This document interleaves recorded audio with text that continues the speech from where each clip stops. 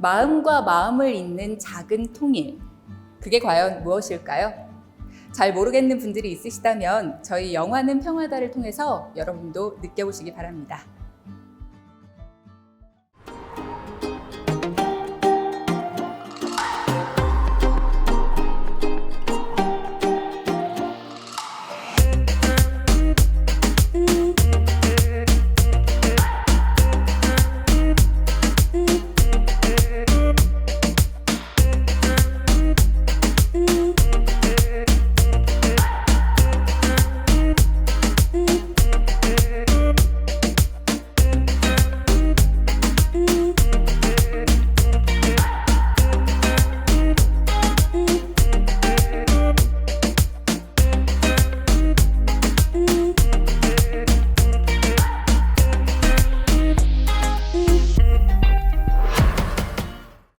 네, 여러분 안녕하세요. 영화 평화 인문학 토크 영화는 평화다 진행의 주혜경입니다. 우리나라 영화들도 세계적으로 인정받고 있는데요. 뭐 빼놓을 수 없는 영화가 있죠. 2020년 아카데미 시상식에서 봉준호 감독의 기생충이 4관왕에 오르면서 굉장히 화제가 됐었고요. 2021년에는요. 아카데미 시상식에서 여우조연상을 거머쥐신 윤여정 씨가 영화 미나리를 통해서 그렇게 좋은 소식을 들려주시기도 했습니다. 자, 이렇게 우리 영화도 세계로 뻗어나가고 있는 지금 북한 영화도 많이 달라지고 있습니다. 예전에는 조금은 폐쇄적인 모습으로 자국민들의 정신교육에 앞장섰던 영화가 이제는 합작 영화, 다른 나라와의 합작 영화를 만들기도 하고요. 그리고 또 로맨틱 코미디 장르도 진짜요? 새롭게 도전해보는 그런 모습을 볼 수가 있는데요. 자, 그렇게 우리가 어쩌면 잘못 알고 있었고 또 어쩌면 오해하고 있었을지 모르는 북한 영화에 대해서 오늘 좀 자세히 짚어보도록 하겠습니다.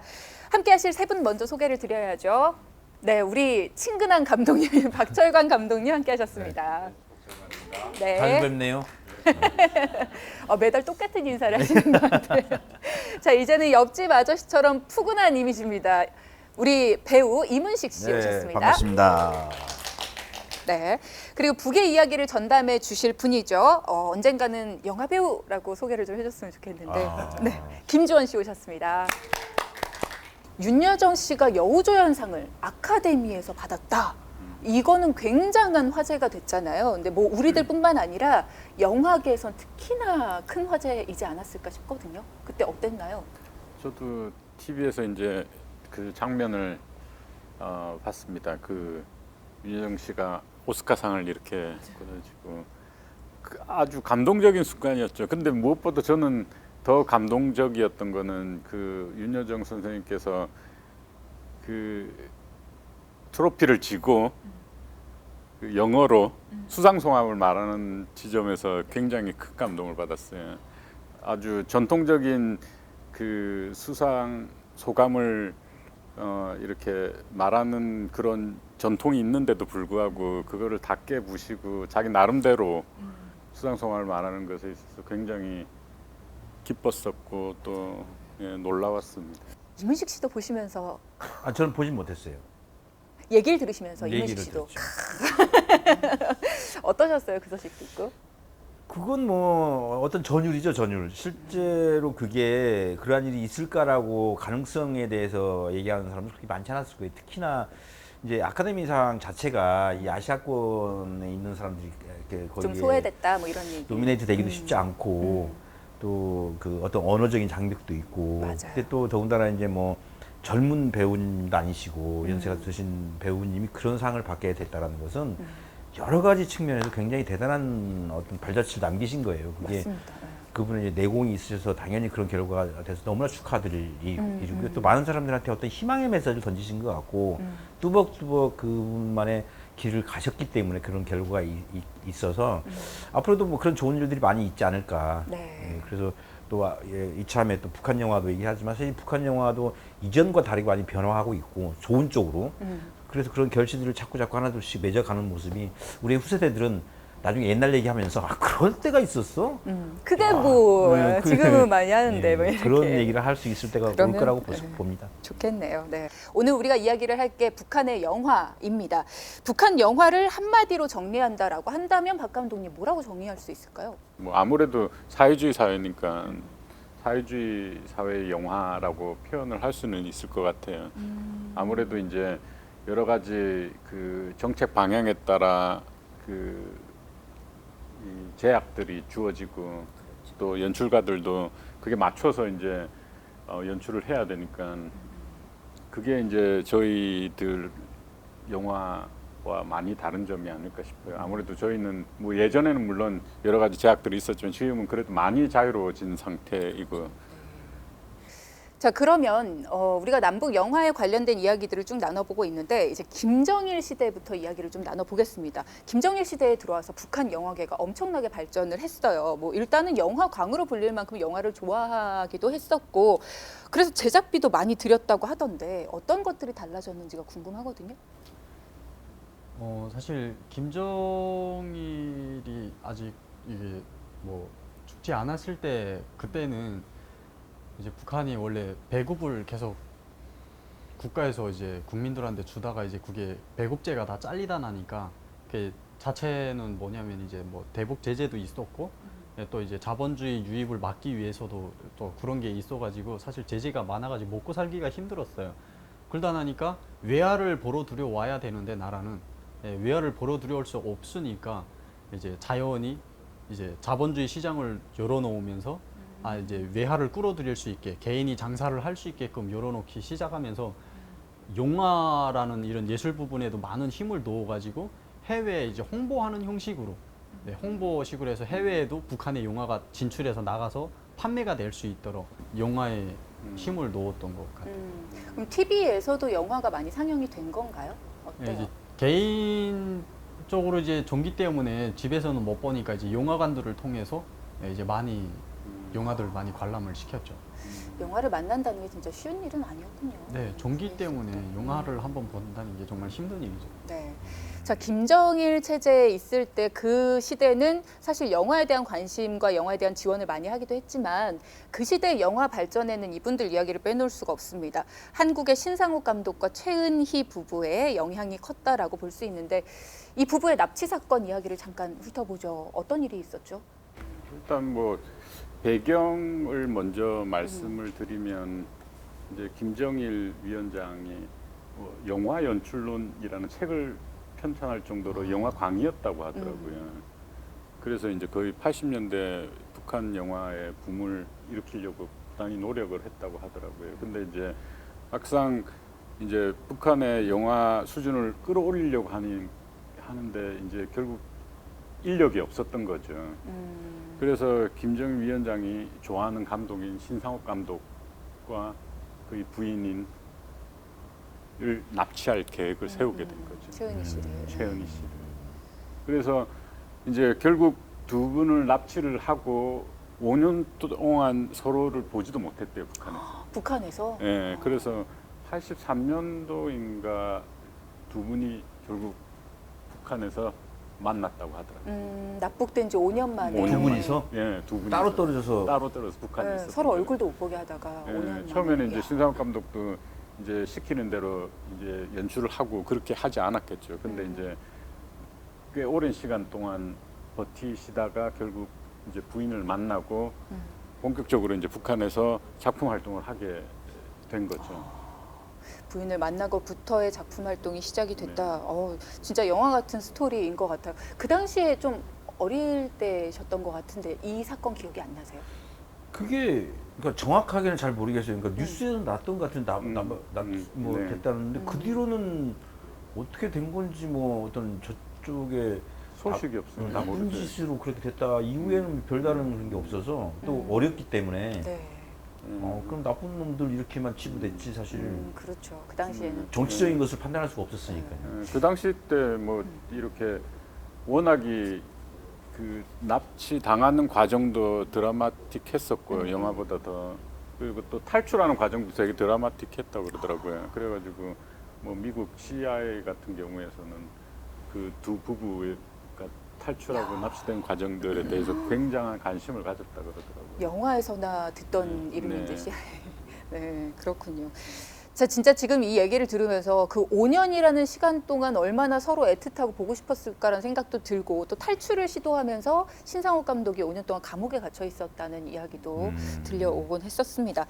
자, 그러면 이후에 부부가 이제 재회를 하고 난 이후에 영화를 만들기 시작했다라고 하는데 그 영화들에 대한 이야기도 좀 나눠보겠습니다. 어떤 영화들이 제작이 됐나요?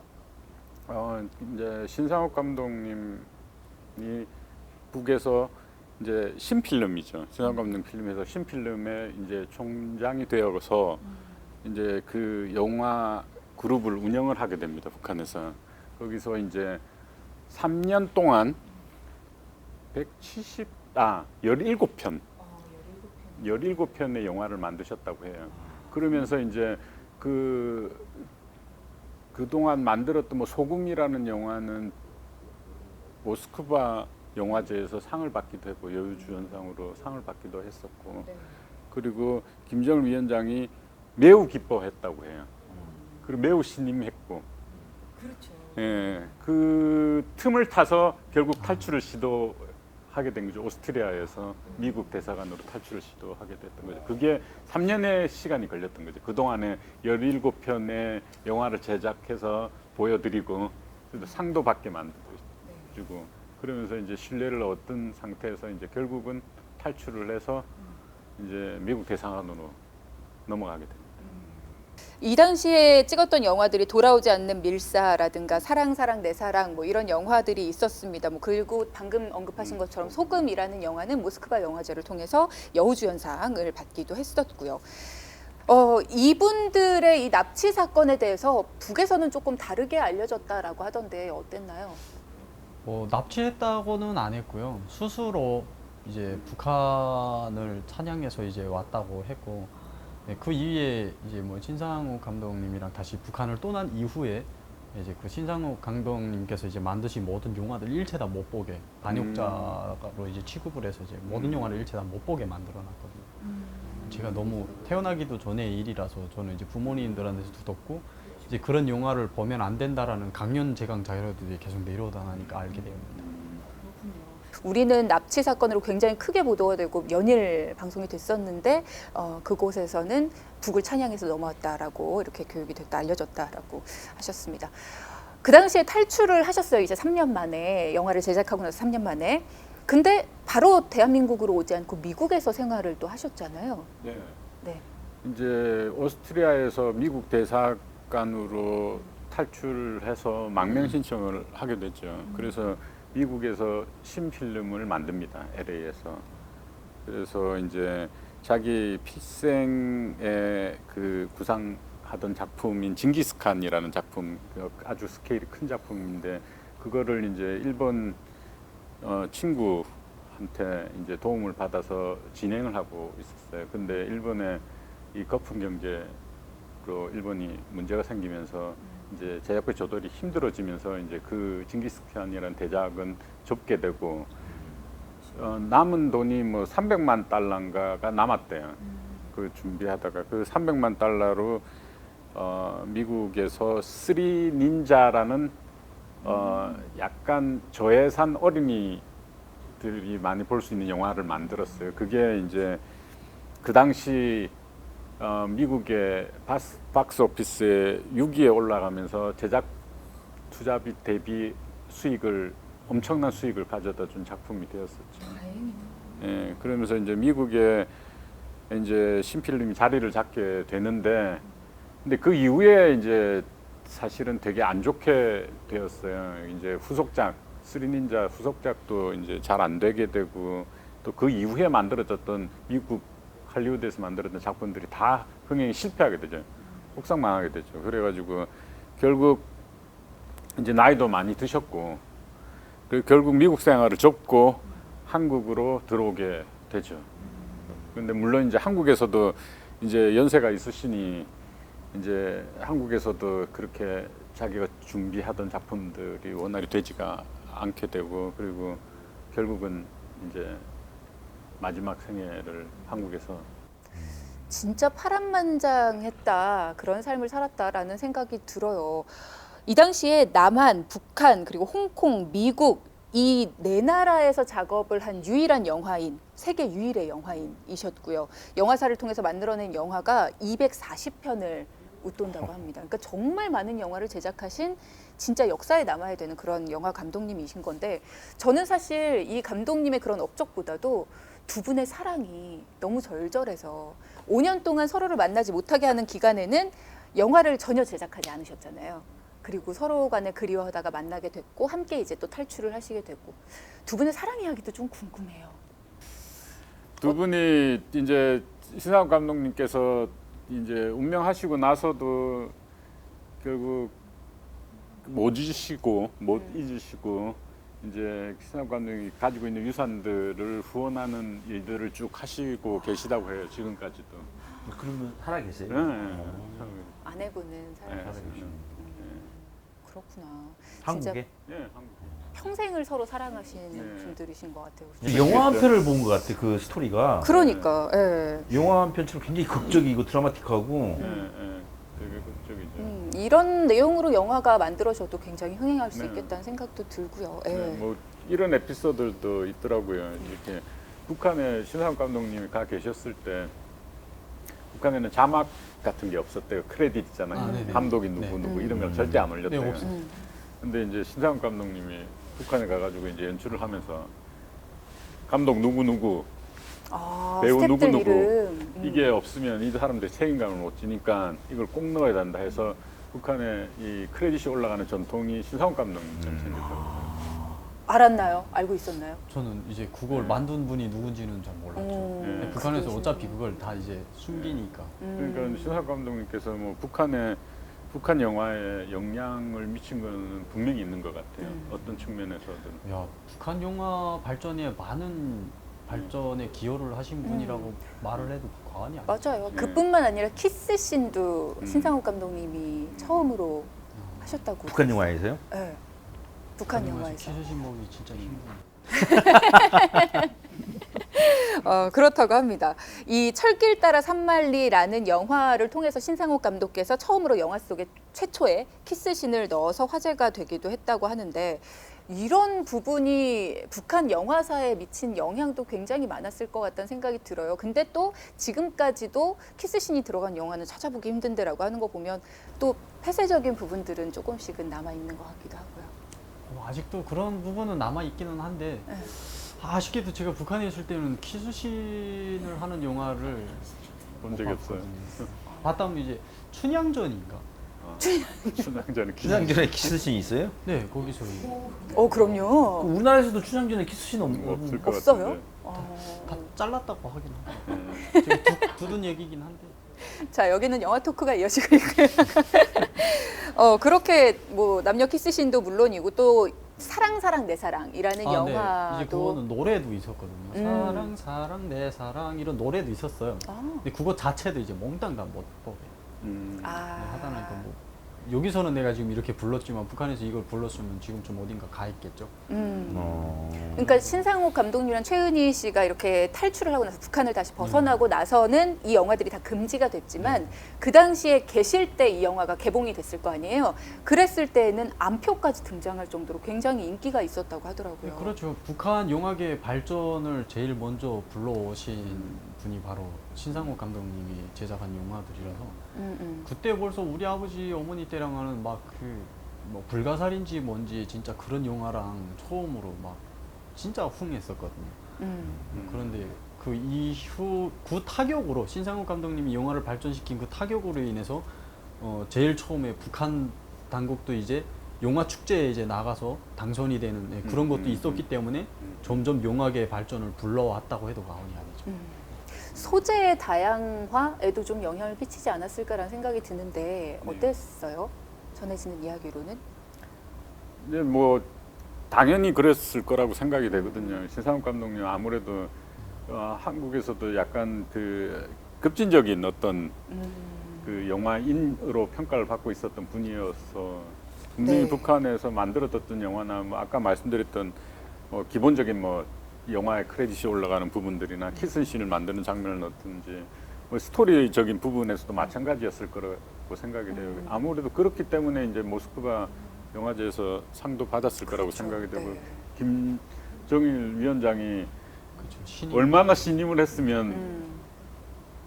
절대 떠나지 않을 거라고 믿기 때문에 오스트리아까지 보냈지 않았을까 싶어요. 그러네요. 예. 네. 정말 네. 신임을 신상욱 감독님 그 이제 하신 얘기를 이제 아도님이 이제 얘기하시는 내용이 있었는데 그때 당시 김정일 비서가 신상욱 감독님을 얼마나 신뢰를 했는지 이제 막 기차끼리 전쟁식이 막 부딪혀서 폭파하는 장면을 지금 연출을 해야 되는데 이거를 진짜 막 거짓말로 이제 하려고 하니까 잘 안 된다고 그 이제 김정일한테 전화를 하니까 그럼 기차 2개 폭파시키라요 막 이 정도로 이제 막 신임을 했다고 막 그러더라고요. 그러니까 막 신임을 대단히 쌓은 거죠 북한 영화계. 그러면 우리나라는 영화를 제작하시려면 이렇게 투자자가 있어야 되고 투자사가 있어야 되는데 그러니까 거의 감독님께서 이렇게 투자를 모집한 후에 이제 빵 하는 거잖아요. 네, 그렇죠. 그럼 북한은 그렇게 위원장이 뭐 이렇게 해라 하면 되는 건가요? 북한은 그러니까 뭐 한국 같은 경우에는 이제 투자자들이 투자를 해서 그 영화를 발전시키고 이제 수익을 거둬들이고 하는 건데 북한 같은 경우에는 그 신상욱 감독님이 받았던 그 신임이 얼마나 강하면 한 나라의 대통령이 기차 2개 폭파시켜라 영화로 실감 있게 하려면 그리고 이제 산속에 이제 바람이 필요한데 이제 송풍기를 이제 막 6대 7대 막 걷어놓고서는 이제 소금이라는 영화를 찍을 때 이제 눈보라 막 이제 그 해야 되는데 이제 바람이 그 선풍기를 달았는데도 바람이 그렇게 세지 않았대요. 그러니까 김정일이한테 또 이거 좀 대책을 했는데 어떻게 할까 하니까 헬기 한 대 띄워라. 네, 이제 그 정도로 신임이 그렇게 강했다고. 헬기 이제 위에서 와 프로펠러 돌리면 막 이제 바람 나오니까 그쵸. 헬기 한 대 띄우라고. 와. 네, 이제 그 정도로 신임이 대단했다고. 적극적으로 지원을 사실 그래서 더 이렇게 배신자다, 뭐 역적이다 해가지고 영화까지 금지를 시키게 되지 않았을까라는 생각이 듭니다. 영화는 어디에서 찍어요? 북한에서? 세트장이 따로 있나요?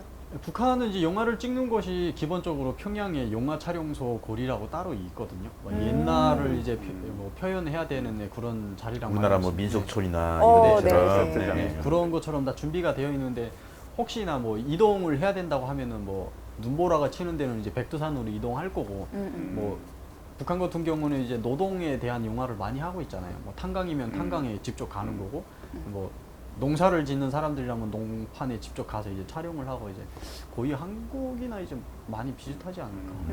그렇군요. 이 세트장이라고 되어 있는 그런 영화 촬영소 같은 곳이 분장실도 있고, 막 이렇게 무대도 있고, 우리는 어때요? 드라마 세트장 이런 데랑 비슷한 건가요, 느낌이? 어때요? 네, 영화 잘 돼 촬영할 있죠. 때? 그쪽 상황은 잘 모르는데 어쨌든 지금은 예전하고 다르게 굉장히 잘 돼 있죠. 지금 세트장이 분장실, 뭐 화장실, 뭐 식당 이런 거 다 잘 돼 있어서 훨씬 편하게 촬영할 수 있죠. 또. 그렇구나. 그리고 지금은 이제 주 52시간 그걸 바뀌어서 훨씬 더 막 옛날엔 밤 많이 새고 그랬거든요. 근데 지금은 좀 그런 게 덜해서 많이 좋아지고 있죠. 그렇죠. 네. 그러면 영화 같은 거 촬영을 할 때 배우 캐스팅은 감독이 하는 건가요?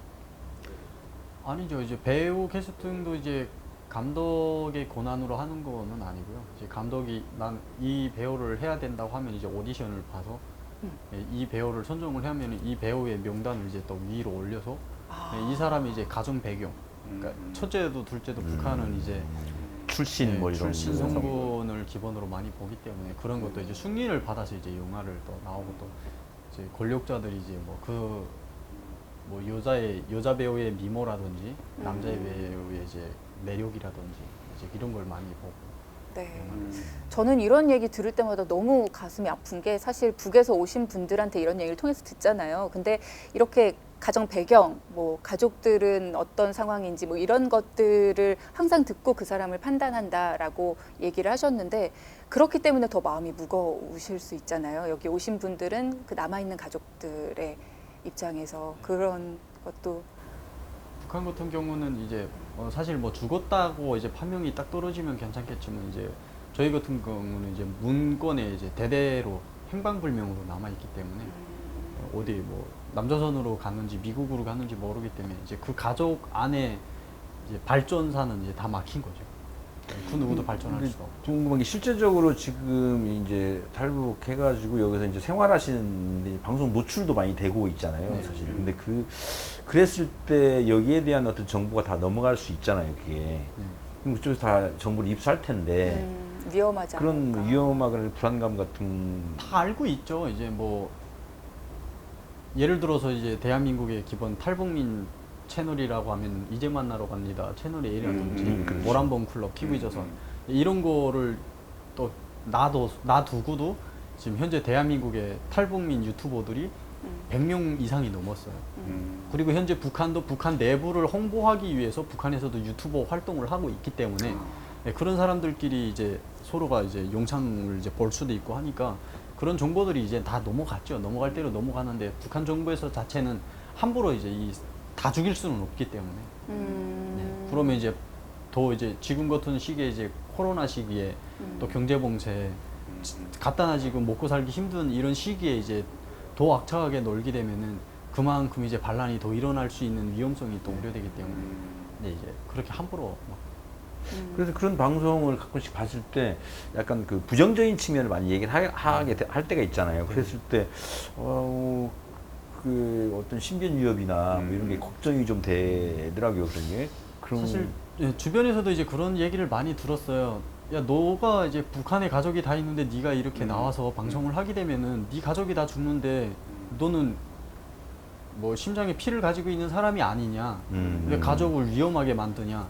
좋다 그러면은 북한의 인권 때문에 그 인권을 알리기 위해서 나온 사람들도 있고 또 그 정부가 싫어서 사실 나온 북한 사람들도 있는데 이 인권을 알리기 위해서 누군가 이런 행동을 하지 않는다면은 북한은 영원히 북한의 내막은 그 누구도 모를 것이고 북한의 인권에 대해서 그 누구도 손을 잡아주는 사람들이 없을 것인데 그래서 우리 같은 사람들이 나와서라도 북한의 인권을 알리기 위해서 북한을 함부라도 좀 더 빨리 알려주기 위해서 우리가 이런 일을 하는 거지. 맞아요. 굳이 내 부모, 내 가족만 생각한다면 내가 왜 여기 나오겠냐.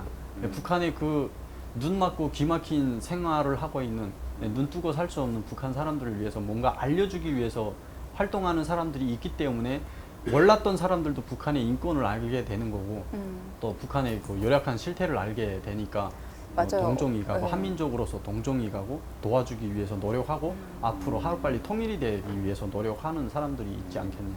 합작 영화라는 것이 등장을 하게 되거든요. 합작 영화 어떤 것들이 있었죠, 감독님? 네, 북한의 합작 영화가 대표적인 작품이 이제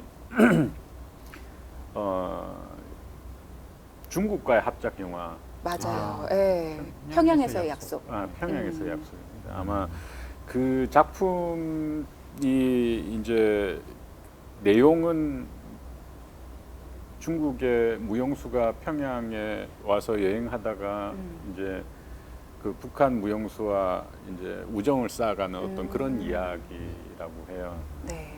근데 이제 이 영화는 이제 그 합작 영화 형태를 지녔지만은 아무래도 중국과 북한의 어떤 그런 그 밀접한 관계의 홍보 차원에서 만들어진 합작 영화가 아니었나 생각이 되고요. 북한과 중국의 친선을 위한 네, 목적이었다. 네. 그렇군요. 내용상으로도 뭔가 우정을 쌓아가고 그런 모습들이 뭔가 의도적으로 많이 그려졌겠어요. 네. 장면이. 예. 아무래도 이제 중국과 북한이 합작 영화를 하게 된다라는 어떤 그런 그 목표 아래서 만들어질 수 있는 게 우정이라고 생각이 되었었고, 물론 이제 그 전에는 사실 합작 영화가 그렇게 없었죠. 거의 없었던 걸로 아는데 네. 이제 뭐 그것도 사실 큰 변화긴 변하죠. 그리고 또 그 합작 영화를 통해서 아무래도 뭐 중국 배우도 같이 출연을 하고. 하면서 그리고 뭐 그 과정에서 어떤 노하우도 얻게 될 수 있었을 테니까. 근데 이제 그 이후에 뭐 재밌는 또 합작 영화가 있더라고요. 네, 예. 맞죠. 김동무는 하늘을 난다라는 네. 이 합작 영화가 서양하고 합작을 했어요. 네, 이게 본격적인 합작 영화였던 것 같아요. 이게 북한하고 베를린하고 영국하고 벨기에. 벨기에, 네. 벨기에하고 영국하고 합작을 한 작품이니까 서구하고 합작한 첫 영화이잖아요. 맞아요. 그리고 공산주의 국가도 아니고 음. 그리고 이제 그 과정 속에서 내용조차도 이제 여태 만들어졌던 북한 영화들 홍보성 영화들과는 완전히 차별된 그런 좀 획기적인 전환점이었던 작품이라고 합니다. 그럼 보면서 좀 낯설었겠어요. 이 김동문의 하늘을 난다. 저는 이제 뭐 낯설었다기보다도 이제 북한의 이제 김정은 자체가 외국에 해외 유학을 다녀오다 그랬죠. 나니까 예. 이제 외부의 세계를 좀 더 잘 아는 거예요. 김정일 때보다는. 그러다 나니까 이제 두 가지 차원에서 볼 수가 있는 첫 번째 차원은 우호 국가인 중국과의 친선을 좀 더 깊이 하기 위해서 목적을 이제 합작을 할 수 있는 방향이 있고, 다른 한 가지는 뭐 경제 봉쇄라든지 이런 것 때문에 요즘 코로나 시기 이런 것 때문에 뭐 뭔가 이제 잘 나라 운영이 안 되니까 또 이제 북한 내부적으로 이제 투자자를 찾기는 너무 힘들고 하기 때문에 북한의 영화에 투자할 수 있는 대상들을 찾는 목적도 있겠지만, 다른 한 가지는 외화를 끌어들여 올 수 있는 자본, 해외에 진출할 수 있는 방법은 오직 예술 부분밖에 없기 때문에 이런 부분에서 좀 더 해외 북한을 홍보하고, 또한 이제 북한이라는 이 나라에 전 세계 사람들이 많이 관심을 가지고 있기 때문에 이런 약점을 좀 이용을 해서 북한의 영화가 딱 다른 나라에 뜨기만 하면은 그만큼 이제 흥행작이 될 수가 있다라는 이런 요점을 딱 잡아서 이제 북한이 해외하고 합작을 해서 해외 투자자들을 찾기 위한 목적 중에 하나. 네, 이렇게 진짜- 두 가지로. 예, 결국은 그 목표가 성공을 네. 했다고 해요. 그 맞아요. 영화가 결국은 유럽과 뭐 캐나다 뭐 이런 곳에서 엄청난 상영을 했었고 많은 사람들이 봤다고 하더라고요. 네. 심지어 이제 한국에서도 부산국제영화제에서 상영까지 하게 되었으니까. 그래요? 네. 그렇구나. 굉장히 많은 화제가 됐었던 영화 두 편, 합작 영화 두 편을 소개를 해드렸습니다. 줄거리가 조금 궁금하거든요. 이 하늘을 난다. 김동문은 하늘을 난다. 네, 영화의 줄거리를 영화를 합작을 하게 된 목적 중에 하나는 앞에서 다 이야기했으니까 뭐 더 얘기할 것은 없고, 이제 북한의 이 영화의 줄거리는 단지 이제 홍보적인 차원의 목적에서 북한에서는 평범한 돈이 없고 제일 평범한 노동자의 자식들도 내가 이루고자 하는 꿈을 이룰 수 있게 북한 당국에서 지원을 해주고 키워줄 수 있다. 이런 평범한 노동자들의 꿈도 키워줄 수 있는 이제 북한 정부가 얼마나 따뜻하고 폭넓은 도량으로서 이제 재능 있는 사람들을 재능의 싹을 싹 키워주냐, 뭐 이런 홍보 차원에서 사실 영화를 만든 줄거리 내용이라서 이제 북한 영화 중에 대부분이 다 그래요. 그냥 뭔가 하나 정부를 일단은 제일 우선시하게 내놓기 위해서 만든 영화들이라서. 최근에 북한 영화 트렌드를 보니까 정이더라고요. 정? 응, 정. 정. 말하지 않아도 알아요. 파이? 그 정. 왜 이 정을 자꾸 영화에서 부각시키는 걸까요? 정을 왜 부각시킬까요? 음. 아무래도 이제 기존에 만들어졌던 영화들에서 뭔가 벗어나고 싶어하는 어떤 그런 열망들이 있지 그렇죠. 않았을까 싶거든요. 기존에 이제 계속 만들어졌던 선전 영화들 네. 그런 영화들을 이제 합작 영화를 통해서 이제 또 북한 자체 영화 기술도 발전을 시켜야 되는 상황에 있고 또 소재도 다양화시켜야 되는데 결국 거기서 갈 수 있는 조금 앞으로 나갈 수 있는 게 정의였던 것 같아요. 이제 거기에서 더 나가면 이제 사랑까지 갈 수 있고 또 더 나가면 이제 다른 장르까지 이렇게 넘어갈 수 있겠지만은 아직까지는 정의 그래도 나갈 수 있는 많은 부분이 아닌가라는 생각이 네. 드네요. 대표적인 영화가 2011년에 제작된 예술 영화 인민이 너를 아는가라는 영화, 그리고 또 뭐 이런 영화들을 보면은 정으로 나가면 사회주의고 돈으로 나가면 자본주의다. 뭐 이런 식의 어떤 생각을 심어주는 그런 느낌이 드는데, 사실 남과 북의 그런 관계를 조명한 영화들과 조금 비슷한 느낌이 들어요. 남한을 자본주의로 생각했던 그런 것처럼 정이 아니면 자본주의다. 네, 그런 영화의 느낌이 조금 들기도 합니다. 4회에 걸쳐서 남북한의 다양한 영화 이야기를 나눠봤습니다. 우리가 사실 북한 영화에 대해 알고는 싶지만 어떻게 알아가야 되는지도 잘 모르고 북한 영화를 어디서 어떻게 찾아봐야 되지라는 생각도 많이 하게 되고 어떤 영화를 봐야 되는지도 사실 잘 모르는 거고요. 그런 얘기들을 오늘 나눠봤고 또 한국 영화 속에서 북한 캐릭터가 변해가는 그 모습들을 들으면서 아, 우리가 북한에 대해 품었던 생각들도 이렇게 많이 변화해 왔구나라는 생각을 하게 됐습니다. 이런 이야기들을 통해서 우리가 하고자 하는 이야기가 결국은 남과 북은 문화 예술을 통해서 우리가 소통하고 화합을 해 나가야 된다. 뭐 이런 얘기를 하려는 거 아니겠습니까? 뭐 남북 간에 이제 서로의 어떤 소통이 한때 활발한 적이 있었고 지금은 또 약간 소강 상태인 상황이 있었는데 사실 이 영화 문화 쪽은 계속 이렇게 소통이 안 되고 있는 상황이거든요. 특히 영화 쪽은 마찬가지입니다.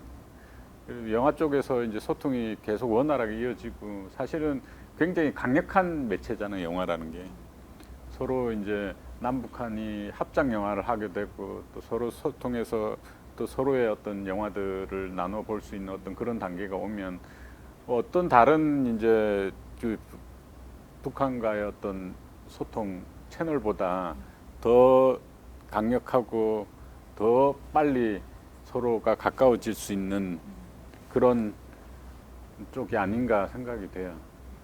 영화 임효식 씨는 어떠세요? 그러니까 사실 어떠한 식으로도 그러니까 영화라는 게 그 영화나 뭐 방송이나 그런 것도 그렇지만 그 시대 문화를 대변하고 있는 거기도 하고 또 앞서 나가기도 하잖아요.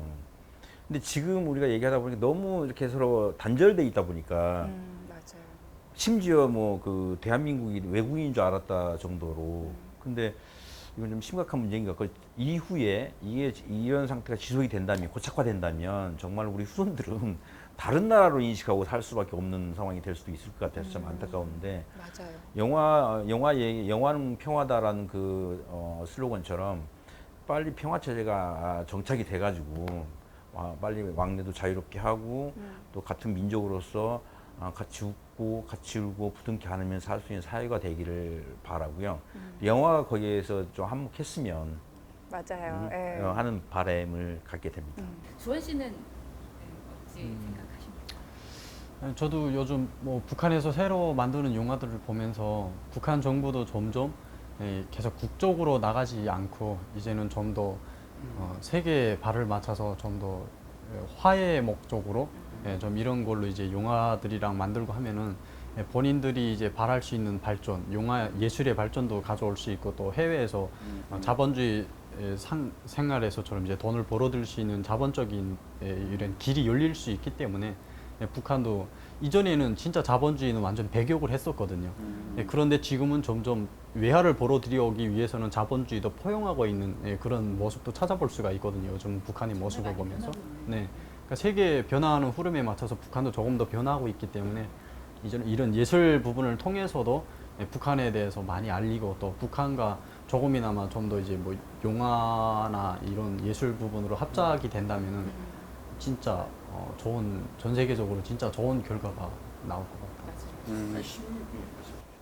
10년 전 아니 5년 전만 하더라도 이렇게 김주원 씨랑 앉아서 이렇게 자라온 환경이 다르지만 같이 앉아서 토크를 할 수 있다는 건 상상을 못 해봤는데 저한테는 처음 이런 일이 벌어진 거예요. 이게 5년 후엔 또 어떤 일이 벌어질지 몰라요. 사실 맞아요.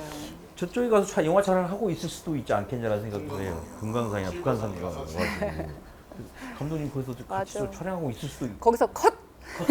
액션! 그런 날이 오면 정말 좋죠. 사실. 맞아요. 사실 북한하고 우리 남한하고의 공통된 역사들 있잖아요. 서로 비껴나갈 수 있는 역사들이 있어요. 꼭 지켜야 되는 역사들이 그런 소재들을 가지고 합작 영화를 충분히 할 수 있다고 그렇게 생각해요. 되면은 전 세계 진짜 대풍작이 되지 않을까요? 몇백만이 아닌 이제 몇백억의 이제 진짜 멀고도 가까운 단어인데 머지않아 그런 일이 좀 일어났으면 좋겠다는 생각이 들고요. 세 분 이제 저희가 4회라는 정말 짧은 시간 동안 이렇게 이야기를 함께 나눠봤는데 마무리를 해야 되는 시간이 왔습니다. 이 기회를 통해서 평소에 안 나눠봤던 얘기들을 좀 많이 나눠보게 됐던 것 같은데 세 분의 소감 짤막하게 듣고 오늘 마무리할게요. 감독님 항상 먼저 하셨으니까 주원 씨부터. 네 오늘 예, 저는 이런 영화 토크, 예, 영화는 평화다라는 토크의 자리를 마련해 주셔서 너무 감사하고요. 또 이런 계기를 통해서 북한에 대해서 조금이나마 좀 더 알릴 수 있다라는 네, 그런 계기가 돼서 저로서는 이제 이런 출연의 계기가 마음이 좀 뿌듯한 감도 있고 오늘 또 이렇게 높으신 분들 또 이제 옆에서 직접 만나 배울 수 있는 예, 저로서는 이제 그렇다는 소리입니다. 네. 이제 이런 분들을 직접 만나 배울 수 있게 돼서 너무 행복했던 것 같습니다. 네, 많은 얘기 들려줘서 고맙습니다, 주원 씨. 네. 굉장히 뜻깊은 자리가 된 것 같고 또 이후로도 이러한 이런 얘기들 우리 한민족에 대해서 남과 북에 대해서 영화뿐만 아니라 다른 걸로라도 좀 얘기할 수 있고 또 인권도 얘기할 수 있고 나아가서 또 통일이 되는 데 있어서 어떤 기여를 할 수 있다라면 꼭 좀 불러주세요. 지금 심으셨어요. 네, 우리 감독님. 뜻깊은 시간을 가졌고 뭐 이런 상상을 해봅니다. 앞으로 뭐 몇 년 후에 이제 북에 가서 영화를 만들어 이제 극장에 앉아서 이제 북 시민들을 이렇게 모셔놓고 이런 영화에 관련된 이야기를 할 수 있는 자리가 있었으면 좋겠다 그런 생각을 하는 겁니다.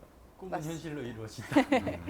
평화, 통일을 향한 그런 길이 이만한 논이라면 그 논에 우리가 모 하나씩은 이렇게 심는 그런 시간이었길 바라고 또 이 시간을 함께 하셨던 분들 모두가 나 역시도 그런 마음을 조금이라도 가졌다면 뭐 하나씩 심으신 거니까요. 항상 잊지 말고 이런 이야기들, 평화를 향한 그런 걸음걸음들을 꼭 잊지 말아 주셨으면 좋겠습니다. 자, 평화 인문학 토크, 영화는 평화다. 영화를 통해 나눌 수 있는 평화 이야기 아직도 많이 남아 있습니다. 다음번에는 더 많은 이야기들을 나눌 수 있길 바라면서 사랑해주고 시청해주신 모든 분들 진심으로 감사드립니다. 함께 인사드리죠. 고맙습니다. 감사합니다.